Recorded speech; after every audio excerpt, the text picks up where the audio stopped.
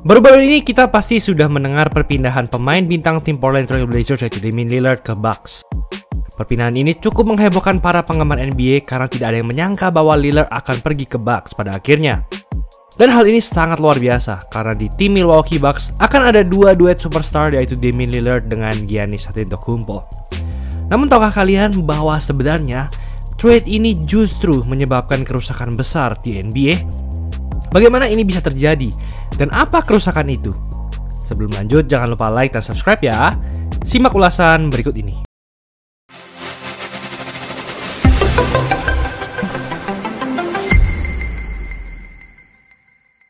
Sebenarnya perpindahan Damian Lillard ke tim Milwaukee Bucks ini menyebabkan ketidakseimbangan persaingan di NBA, khususnya di wilayah timur. Namun awalnya bibit ketidakseimbangan dan kerusakan NBA ini sudah muncul dari musim-musim yang lalu sebenarnya, di mana Damian Lillard dari dulu sudah meminta bantuan kepada tim Portland Trail Blazers untuk dapat menemukan pemain bintang yang dapat membantunya di tim Portland Trail Blazers untuk bersaing di NBA. Dan tak hanya itu, Lillard juga sempat meminta kepada Blazers untuk dapat mencarikan pemain rookie yang berkualitas pada NBA Draft 2023 kemarin. Tapi sayangnya pihak Blazers malah memilih pemain rookie di urutan pick ketiga, yaitu Scoot Henderson. Scoot adalah pemain yang hebat, tapi posisinya sama persis dengan Lillard, jadi apa gunanya? Jadi semua permintaan dari Damian Lillard tidak ada yang dikabulkan oleh pihak Portland Trail Blazers. Maka dari itu ia meminta keluar. Lalu juga ada Bradley Beal yang merupakan superstar yang bermain di tim dalam tanda kutip tidak jelas yaitu Washington Wizards. Meskipun pada tahun 2021 Beal sempat punya performa yang sangat hebat yaitu dengan 31,3 points per game, sehingga Beal berhasil membawa Wizards ke babak playoff 2021. Meskipun Wizards finish di peringkat ke-8 di wilayah timur NBA dan langsung dieliminasi. Selain itu ada juga Kristaps Porzingis yang sering berpindah-pindah tim NBA. Padahal dulunya Porzingis mengawali karir di NBA sangat bagus dengan tim New York Knicks. Performa terbaiknya pada tahun 2017-2018 dengan mencatatkan 22,7 points per game. Tapi sayangnya pada tahun 2018 Porzingis mengalami cedera. Akhirnya Porzingis comeback ke NBA tahun 2019 namun ia pindah ke Dallas Mavericks. Namun Porzingis bertahan 3 tahun di sana dan karena tidak cocok dengan Luka Doncic, akhirnya pada 2021 Porzingis pindah ke tim Washington Wizards. Dan justru saat bermain di Washington Wizards, performa Porzingis semakin menurun dan lagi-lagi ia ingin keluar. Lalu juga ada Chris Paul yang pada tahun 2021 membela tim Phoenix Suns, dan di tahun itulah sebenarnya Chris Paul punya performa yang sangat hebat. Terbukti ia punya raihan 16,4 points per game dan 8,9 assist per game. Bahkan pada tahun tersebut Chris Paul berhasil membawa Phoenix Suns melaju ke final. Namun sayangnya Suns dikalahkan oleh Milwaukee Bucks dan gagal menjadi juara. Di tahun berikutnya yaitu 2021-2022, Chris Paul masih bermain sangat bagus untuk Suns di mana ia masih terpilih All-Star. Namun di musim kemarin, Chris Paul mengalami penurunan performa secara drastis. Selain itu, pemain bintang di tim Sixers yaitu James Harden sekarang juga minta di-trade dari Sixers. Hal itu karena Sixers tidak mau memberikan kontrak maksimum jangka panjang kepada James Harden seperti yang awal dijanjikan kepadanya. Selain itu, James Harden juga menganggap tim Sixers tidak punya gairah untuk menjadi juara NBA. Dan sampai sekarang Sixers masih tidak bisa men-trade James Harden karena Sixers belum menemukan kesepakatan yang cocok dengan tim-tim di NBA. Hal ini pun membuat James Harden kesal dan merasa ditipu oleh manajernya sendiri, sehingga Harden menyatakan tidak akan pernah mau bermain kembali ke tim Sixers. Lalu ada tim Milwaukee Bucks yang harus kalah di playoff NBA 2023 kemarin oleh tim peringkat 8 yaitu Miami Heat, padahal Bucks di peringkat 1. Salah satunya karena Chris Middleton yang mengalami penurunan performa dan tidak sehebat dulu. Dan ada Jrue Holiday yang katanya dikenal sebagai guard defender paling hebat di NBA, namun ia tidak mampu menjaga Jimmy Butler. Maka dari itu, Giannis merasa frustasi dan mengancam tim Milwaukee Bucks bahwa ia akan segera keluar dari tim. Dan akhirnya pada off-season NBA 2023 ini terjadi puncaknya.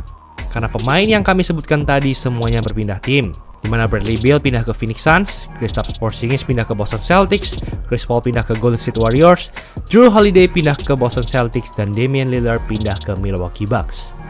Hal ini mengakibatkan keseimbangan tim-tim di wilayah timur menjadi rusak. Karena hanya ada 2 tim saja yang hebat yaitu tim Boston Celtics dan Milwaukee Bucks, sisanya sepertinya jauh di bawah 2 tim ini. Hal ini dikarenakan di Boston Celtics dan Milwaukee Bucks terdapat banyak sekali pemain superstar NBA. Seperti Jason Tatum, Jaylen Brown, Kristaps Porzingis, dan Jrue Holiday di tim Celtics. Sedangkan di Bucks terdapat Giannis Antetokounmpo, Damian Lillard, Brook Lopez, dan Chris Middleton. Dan yang lebih gilanya lagi, di tim Milwaukee Bucks akan terbentuk duet maut yang sepertinya tidak akan bisa dibendung oleh siapapun pada musim depan. Hal ini dikarenakan jika kita melihat duet-duet di NBA sebelumnya, seperti duet Dallas Mavericks yaitu Kyrie Irving dan Luka Doncic, sebenarnya duet Irving dan Doncic bukanlah duet yang terlalu berbahaya. Karena Irving dan Doncic merupakan pemain dengan tipe permainan yang sama. Terbukti Dallas Mavericks kemarin juga tidak bisa lolos ke playoff 2023. Berbeda dengan duet Nikola Jokic dan Jamal Murray di tim Denver Nuggets, yang keduanya memiliki gaya permainan dan posisi yang berbeda. Dan karena hal itu, mereka menjadi juara NBA 2023. Hal itu akan sama persis dengan duet Giannis Antetokounmpo dan Damian Lillard nanti, yang merupakan dua pemain dengan tipe permainan yang berbeda. Karena Giannis merupakan big man, sedangkan Lillard adalah small man. Kita juga tahu bahwa Giannis tidak punya kemampuan menembak yang bagus, sehingga Lillard akan dapat membantu Giannis karena Lillard adalah shooter terbaik kedua di NBA saat ini, hanya di bawah Stephen Curry. Di sisi lain, Lillard juga punya kelemahan dari segi defense. Dan hal tersebutlah juga dapat dibantu oleh Giannis, karena Giannis adalah defender yang sangat-sangat hebat. Belum lagi ditambah Brook Lopez yang juga monster defense. Dalam hal offense, Bucks kini punya banyak opsi, dimana dulu Giannis cuma bisa punya opsi untuk melakukan drive. Namun kini semenjak adanya Lillard, Giannis bisa punya opsi untuk mengumpan kepada Lillard dan Lillard langsung melakukan tembakan. Giannis dan Lillard juga akan menampilkan permainan pick and roll yang sangat hebat. Statistik mereka berdua pun di musim kemarin sangat memukau, di mana Lillard punya rataan 32,2 points dan 7,3 assist per game. Sedangkan Giannis punya rataan 31,1 points dan 11,8 rebounds per game. Wow! Hal ini agak berbeda dengan tim-tim wilayah barat, di mana di wilayah barat tidak didominasi oleh satu atau dua tim saja. Karena terdapat beberapa tim-tim kuat seperti Warriors, Lakers, Nuggets, Suns, dan Clippers jika Harden akan masuk nanti katanya.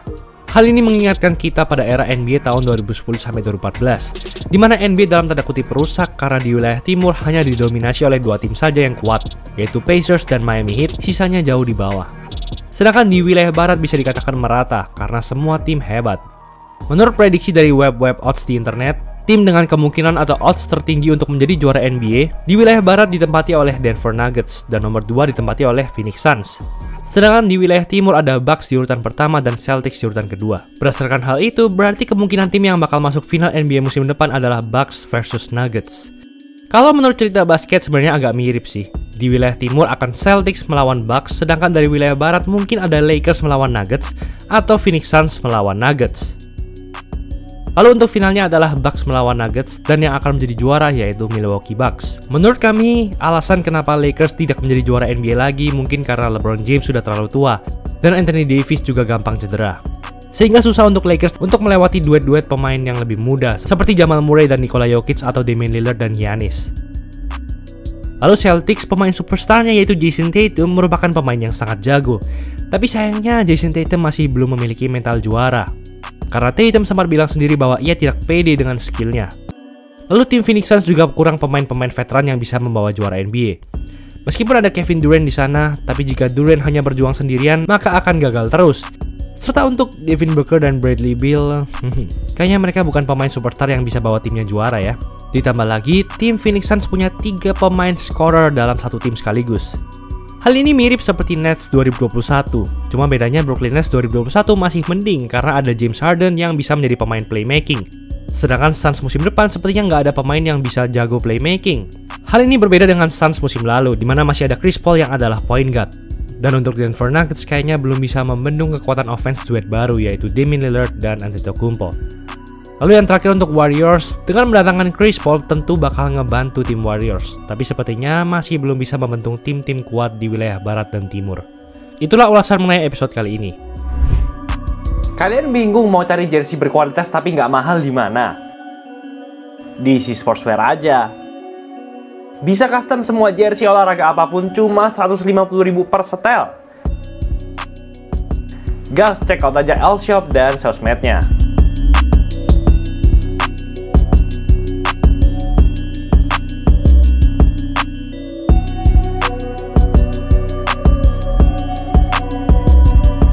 Like, comment, dan subscribe agar channel ini bisa berkembang dan menghasilkan video menarik lainnya. I'll see you in the next video.